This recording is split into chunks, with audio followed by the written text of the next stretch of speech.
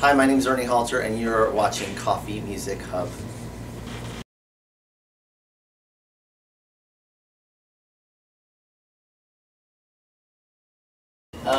We are here, CMH exclusives, with Ernie Halter from LA. He's playing tonight in Dallas at the Profit Bar.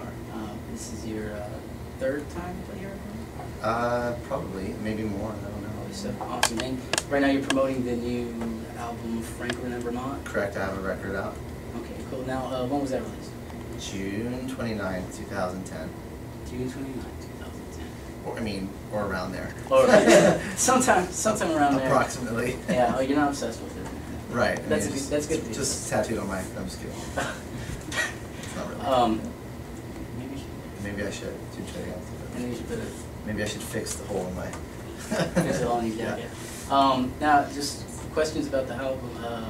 What type of approach did you take with this new album versus the previous ones you wrote? Because it seems like you got a little bit more emotional with it. Well, that's a good question. There's two ways I could answer that. One is that I wrote differently for the record. I wrote songs that were much more personal to me, either something that happened to me personally. I mean, I always do write from the heart, but more so than ever, I really wanted to either write something that was autobiographical or write something that had happened to someone very close to me and that I was writing through their perspective. So that, and I also, as a production, in a production sense, I really wanted things stripped down. The very first record that I ever made was called Low Fidelity. I made it in my bathroom. I sold it on the road and on MySpace and anywhere I could, and that was the first impression a lot of people had of my music. And first impressions are hard to break, so even as I had the resources to make bigger records, there's always a group of people that would say, oh, man, I like the first record, it's better because it's just you and a guitar and it's really honest and it's really vulnerable. So I made that record again, but with the resources that I now had, which was better mics and studio, and that was the whole goal, was just to make a really honest, a very intimate record, but still not sacrificing the quality. Now, I noticed in this one, in Franklin, Vermont, you starting to use the ukulele a lot more. Is that something, do you think you're going to, at some point, make an album with all ukulele? I don't know. I really like playing. It's something that I've been playing for 3 or 4 years, but I've been very serious about it for about the last year. I had it, it's really loud, whatever that is. It's the ADD kicking in. So yeah, I don't know if I would ever make a straight ukulele record, but I can see myself including it on almost any other record that I make for a while. It's been a big part of my musical development.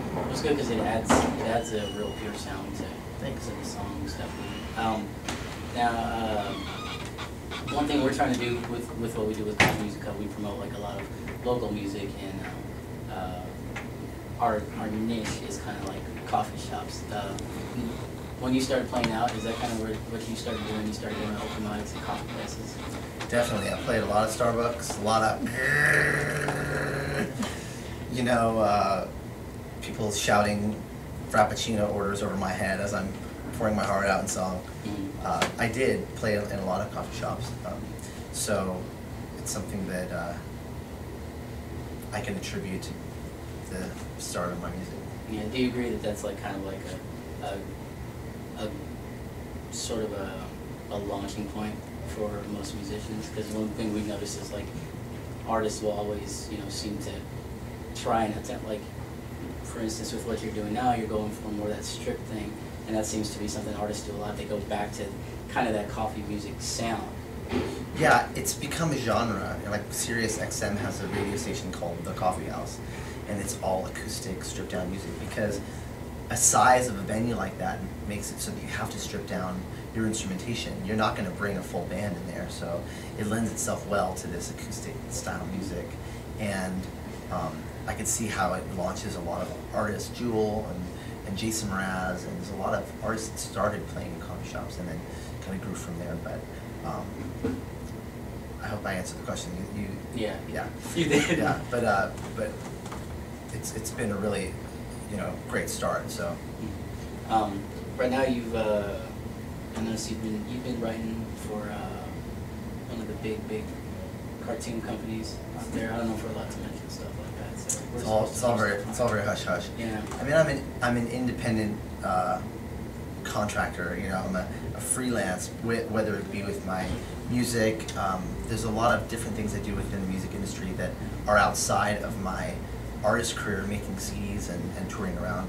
And one of the things I do, as you're alluding to, is I do some writing and session work. So earlier this year, I had some opportunities to work with Disney.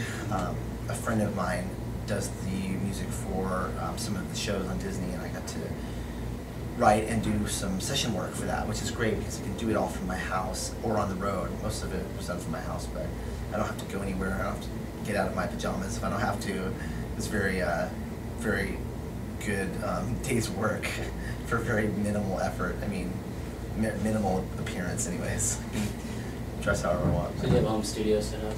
Yeah, I've got Pro Tools, Logic, Reason, some decent mics, and it's pretty low key. It's nothing that I can't stuff into a backpack and set up in a hotel room. But yeah, good old project studio working out. That's cool. I noticed I was on Twitter for a while, and then I kind of stopped because I got really busy work. But I know you seem to be really good friends like with Tyrone Wells, Tony Luca, and Todd Carey. Yeah. Now, is that a really tight group for you guys? Because I know you seem to go on tour with Tyrone and Tony quite a bit. It is a tight group. There's no such thing as, well, there is. People can go out on their own and try to make a name for themselves, and it's hard no matter how you're doing it. But there is such strength in numbers. You know, people find me because I played with Tyrone. They might have been a Tyrone Wells fan, and they see me play with him, or Sister Hazel, or Tony Luca, or Curtis Peoples, or any of these people that we tour with. And it's a way of cross-pollinating. Curtis might get some fans from me, and I might get some fans from him. And then the next time you play, you're building your audience. It's I think a very smart strategy, and one that I'm glad. And plus, they are all just genuinely good people and real friends of mine. So it just makes sense. We like touring together. We share costs when we travel, share the road, and also build our audiences together. It's been a really good move, I think, for all of us. Which of those guys makes your church a lot crazier? Crazier? Wow. Huh. It's sort of changed. Like, now not as much, but a few years ago, probably Josh Hoke. Josh Hoke? Yeah. I think I would probably drink a lot more when I was with him. Or Tony. But everyone, went on the wagon. A lot of people, including myself, stopped drinking. Got to a point where I think we'd racked up all the crazy stories we needed for a lifetime, and decided to cash our chips in, quit while we were ahead. You did the rock star thing already. Yeah, I think it can be a very self-destructive lifestyle. So, a lot of my friends have all stopped drinking to save themselves. That's good. Back to the album. What would you say? It doesn't have to be one, or you can pick more than one. But which song or songs do you feel touches you the most? I mean, I know you said that you wrote it based on a lot of personal experiences and friends' experience, so I'm sure they all mean a lot to you, and all of your songs would. Right. But off this new album, which one do you think you Connect with the most? Yeah. I have a song called Angel that I wrote for my girlfriend. So it's it's cute, and it's very autobiographical. It's about the story of how we met. We met when my car broke down on the road, and we had known each other, but not super well. She had offered me her car without knowing me all that well.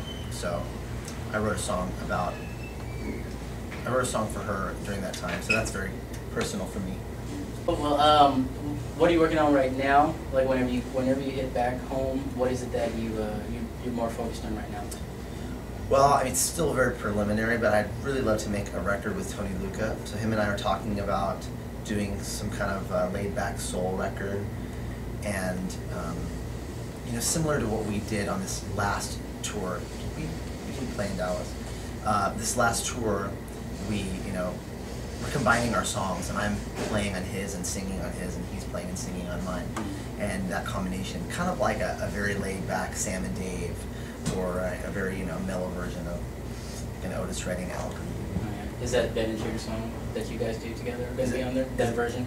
Is it what? The version of the Ben Intruder song? The Ben Intruder song is a hidden track? Yeah, that's the Antoine Dodson song. Yeah. If any of you are familiar with that on YouTube, and if not, then you can look it up. But we did just a goofy cover of that. No, I don't think it'll be on that record. Yeah, I've actually, side note, I've noticed a lot of people love your version more than most of the other versions. The only other one is the Japanese acoustic. Yeah, I think it plays it on a Kyoto or something. A few friends they showed me that, and everybody just got really excited, oh, this is even better than the original because there's no auto tune and they can actually sing. Thanks. So, awesome. Well, we don't want to take too much of your time. I really appreciate you doing this for us. Glad to do it. Thanks for having me. We hope good luck with your. We can grab another whenever you come through. Yeah, I'd like that. That'd be great. Awesome. Thank you very, very much. Thanks again. Cool. Done.